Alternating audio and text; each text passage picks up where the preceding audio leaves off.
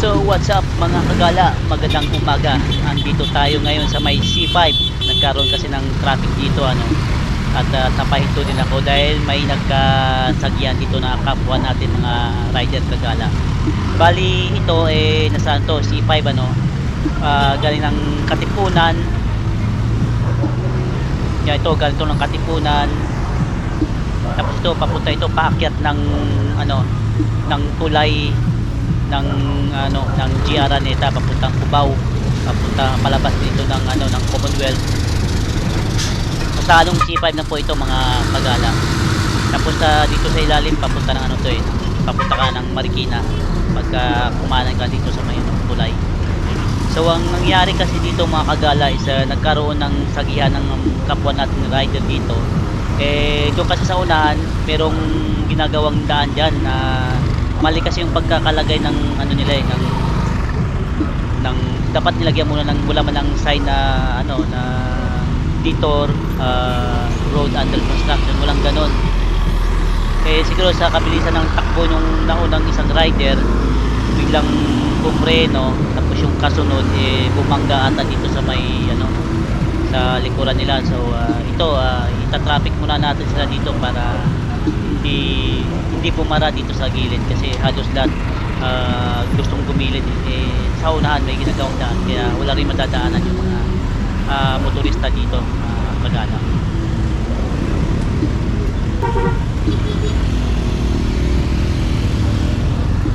At ito nga gaya ng sinabi ko mga kagala, ito dito na mag-uumpisa yung traffic yun. Tuloy-tuloy na yung mga motorista dito. Ang dami yung pupunta dito sa gilid, bus, gustong bumilid kasi yung mga bus ito dadaan bababa sa tulay ito papunta sila ng Cubao, kaya ganun din sa mga ibang motorista at mga rider papunta ng Cubao, bababa sila dito sa tulay, lalabas sila papuntang Marikina or GR Araneta. Ayun na, magta-traffic na, babarado na, dumadami talaga. Yung mga tropa diretso lang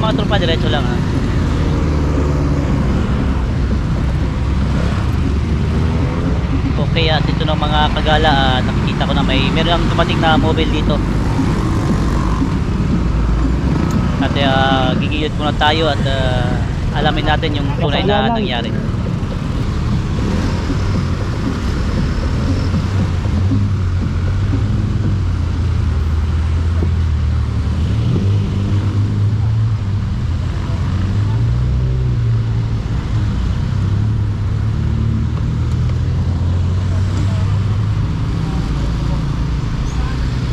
Ito, interviewin muna natin si Tropang Joyride kung alam niyang nangyari.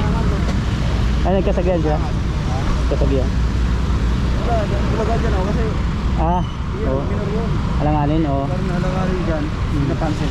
Ang malipag siyan kasi dapat may na yan dito, May hazard na dito. malayo pa lang.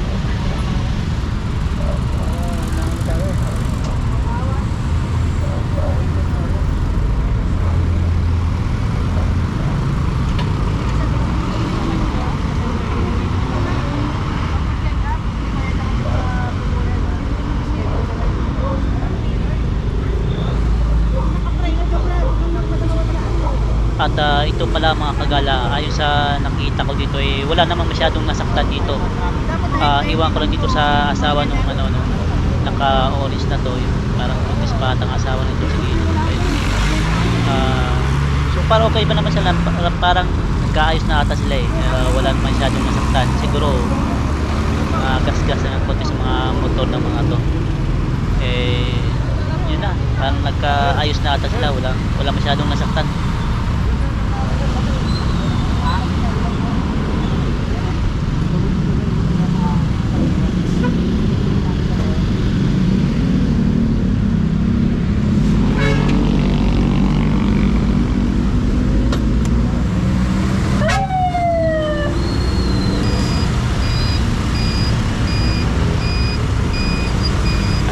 Okay na sila, paalis na din yung mobile dito nagkaayos na, umalis na rin yung unang rider doon na nakabangga bumangga ata ito sa una daw sa may top box ng motor nung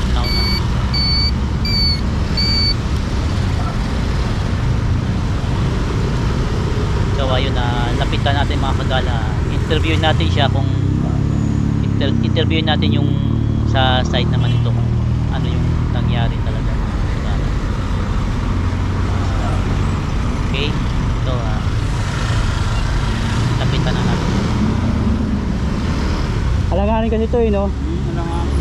Dapat malayo pa lang may hasad dyan eh. Bulaga ako eh. Inabot pa din talaga. Pupreno na ako. Pagka ano sa dulo, Biglang gumanon bigla siya. silang pupreno na ano. Inabot yung ano nila, tampa. Iniwas ko na lang gano'n. Ako yung naipit eh.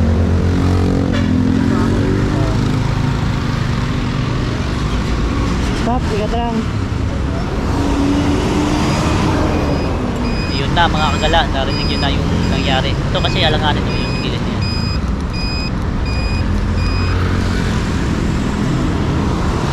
Delikado kasi yung ano yan, no? Yung ginagawa ng delikado yun. Dapat ilagyan talaga ng hasad, malayo pa lang. So yun na mga kagala, lagi po tayong mag-iingat sa daan. Have a safe trip mga kagala. God bless us all.